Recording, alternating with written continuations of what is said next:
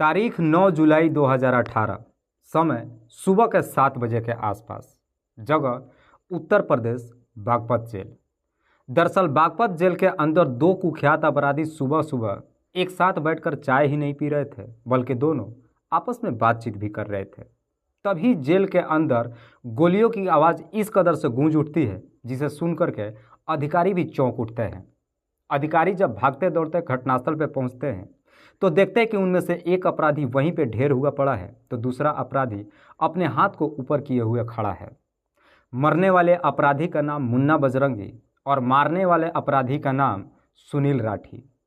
जैसे ही यह खबर सोशल मीडिया से लेकर अखबारों के माध्यम से लोगों के सामने पहुंचता है, लोग शासन प्रशासन के ऊपर एक पर एक कई सारे सवाल खड़ा कर देते हैं कि आखिरकार जेल के अंदर इतनी काफ़ी सिक्योरिटी होने के बावजूद भी हथियार अंदर कैसे पहुंचा। जब यह खबर उत्तर प्रदेश की राजधानी लखनऊ तत्कालीन मुख्यमंत्री योगी आदित्यनाथ के कानों तक पहुंचती है तो लोग योगी आदित्यनाथ के ऊपर भी कई सारे सवाल खड़ा कर देते हैं कि एक ऐसा मुख्यमंत्री जो माफियाओं को मिट्टी में मिलाने की बात तो करता है, लेकिन इसके बावजूद भी जेल के अंदर ही आतंक का खेल खेला जाता है। जैसे यह खबर योगी आदित्यनाथ के कानों तक पहुंचती है, योगी आदित्यनाथ भी सख्त एक्शन में आते हैं और जेलर उदय प्रताप सिंह, शिवाजी यादव और वार्डन अर्जिंदर सिंह और माधव कुमार को तुरंत ही बर्खास्त कर देते हैं। लेकिन मात्र बर्खास्त कर देने से ये सवाल नहीं खत्म हो जाता है। सबसे बड़ा सवाल ये था कि आखिरकार सुनील राठी ने मुन्ना बजरंगी की हत्या क्यों किया था, क्योंकि इन दोनों के बीच में कोई दुश्मनी नहीं थी। सबसे बड़ा सवाल ये भी बनता था कि आखिरकार ये सुनील राठी है कौन। दरअसल सुनील राठी बागपत जिले के टिकरी गांव के रहने वाला नरेश राठी का बेटा है। सुनील राठी पहली बार चर्चा में तब आता है जब 18 साल पहले उसके पिता नरेश राठी की दिन दहाड़े गोली मारकर हत्या कर दी जाती है।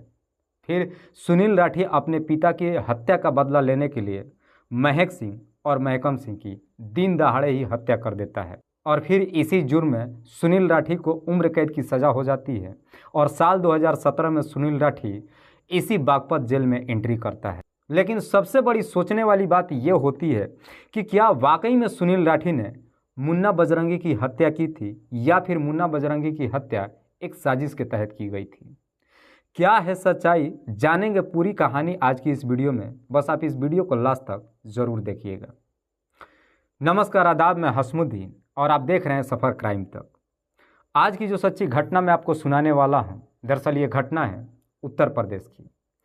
उत्तर प्रदेश का एक ज़िला पड़ता है जौनपुर और इसी जौनपुर के अंतर्गत एक गांव आता है पूरे दयाल। पूरे दयाल गांव का रहने वाला पारसनाथ का टोटल 4 बेटे, जिसमें बड़ा बेटा मुन्ना बजरंगी। दरअसल पारसनाथ बेहद ही गरीब परिवार से है, जहाँ तहाँ मजदूरी करता है।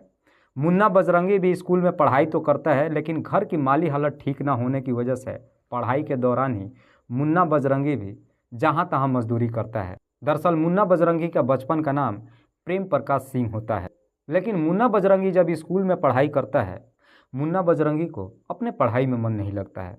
इसीलिए मात्र 17 साल की उम्र में ही मुन्ना बजरंगी के ऊपर हत्या का मुकदमा दर्ज हो जाता है और मात्र 17 साल की उम्र ही मुन्ना बजरंगी जेल चला जाता है। लेकिन मुन्ना बजरंगी जब जेल से छूटकर बाहर आता है, उसके बाद से सारी चीज़ों को भूल जाता है और फिर हथियार का शौक पाल लेता है।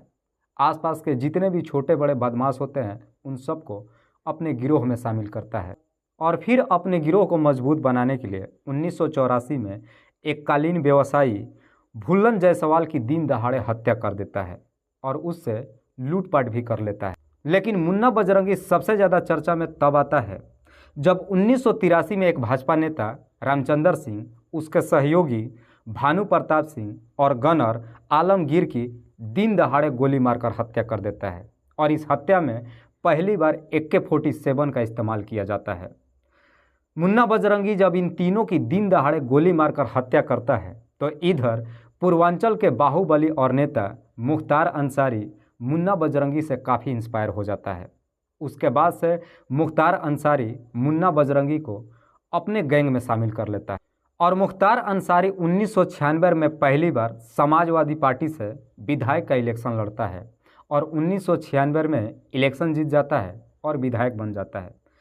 जैसे ही मुख्तार अंसारी विधायक बन जाता है काफ़ी पावर में आ जाता है। लेकिन मुख्तार अंसारी जब ये विधायक का इलेक्शन लड़ता है तो उसके सामने एक बहुत बड़ी चुनौती हो जाता है। दरअसल उसके सामने भाजपा के नेता कृष्णानंद सिंह आ जाते हैं। कृष्णानंद सिंह मुख्तार अंसारी को इस कदर से टक्कर दे देते हैं कि सत्ता में आने के बाद मुख्तार अंसारी कृष्णानंद को लेकर काफ़ी टेंशन में आ जाता है। दरअसल मुख्तार अंसारी को ये डर सताने लगता है कि कहीं कृष्णानंद आगे चलकर उसके रास्ते का रोड़ा ना बन जाए। दरअसल कृष्णानंद के ऊपर मुख्तार अंसारी के ही दुश्मन बरजेश सिंह का हाथ होता है।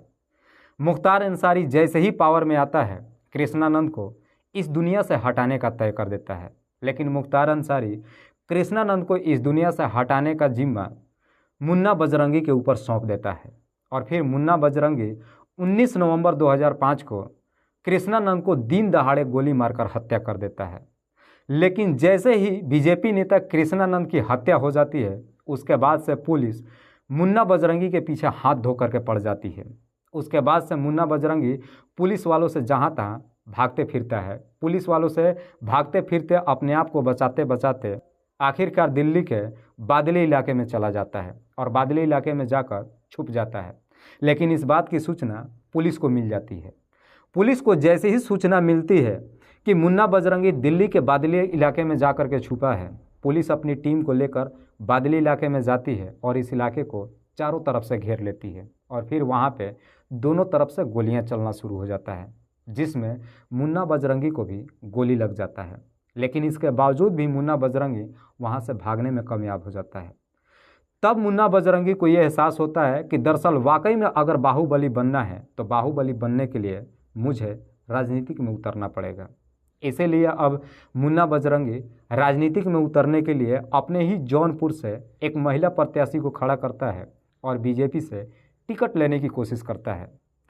मुन्ना बजरंगी अपनी तमाम कोशिश कर लेता है लेकिन इसके बावजूद भी बीजेपी से उसे टिकट नहीं मिल पाता है।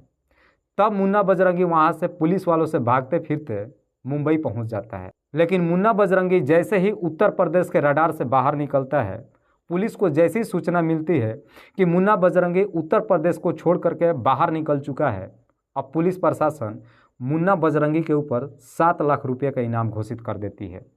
लेकिन मुन्ना बजरंगी सीधे मुंबई पहुंच जाता है और मुंबई में जाकर एक कांग्रेसी नेता से मुलाकात करता है और कहता है कि मुझे भी राजनीतिक में उतरना है। दरअसल मुन्ना बजरंगी उस कांग्रेसी नेता को मुंबई में कई तरह की मदद कर चुका था। मुन्ना बजरंगी कांग्रेसी नेता से कहता है कि मुझे तुम्हारी पार्टी से टिकट चाहिए। कांग्रेसी नेता मुन्ना बजरंगी को तसल्ली देते हुए कहता है कि मैं तुम्हें अपने पार्टी से टिकट दिलवा दूंगा। लेकिन तब तक इधर इस बात की सूचना पुलिस को मिल जाती है कि मुन्ना बजरंगी मुंबई के मलाड में छिपा हुआ है। पुलिस को जैसी सूचना मिलती है, पुलिस अपनी टीम को लेकर मुंबई के मलाड में जाती है और एक नाटकीय तरीके से मुन्ना बजरंगी को अपने कस्टडी में ले लेती है। लेकिन कहा यह जाता है कि पुलिस ने मुन्ना बजरंगी को अपने कस्टडी में नहीं लिया था, बल्कि मुन्ना बजरंगी ने खुद अपने षड्यंत्र के तहत पुलिस के सामने सरेंडर किया था। बहरहाल जो भी हो, पुलिस मुन्ना बजरंगी को अपने कस्टडी में लेकर थाने पहुंच जाती है और उसके ऊपर कई सारे गंभीर धाराओं में मुकदमा दर्ज करती है और फिर उसे बागपत जेल में भेज देती है। लेकिन मुन्ना बजरंगी जैसे ही बागपत जेल में पहुंचता है, इधर जेल के अंदर ही 9 जुलाई 2018 को जेल के अंदर ही सुनील राठी मुन्ना बजरंगी की गोली मारकर हत्या कर देता है। जैसे ही मुन्ना बजरंगी की हत्या हो जाती है, उसके बाद से मुन्ना बजरंगी की पत्नी तत्कालीन मुख्यमंत्री योगी आदित्यनाथ के ऊपर सवाल उठाते हुए कहती है कि मेरे पति की हत्या नहीं की गई है, बल्कि एक साजिश के तहत हत्या की गई है। तो इधर बीजेपी नेता स्वर्गीय कृष्णानंद की पत्नी कहती है कि मुन्ना बजरंगी के साथ में जो कुछ भी हुआ है बिल्कुल ठीक हुआ है। दरअसल जैसे उसने कर्म किया था उसको बिल्कुल ऐसी सज़ा मिलनी चाहिए थी। लेकिन आप इस घटना के बारे में क्या सोचते हैं? आप अपनी राय हमें कमेंट बॉक्स में ज़रूर बताइएगा। तब तक के लिए जय हिंद, जय भारत।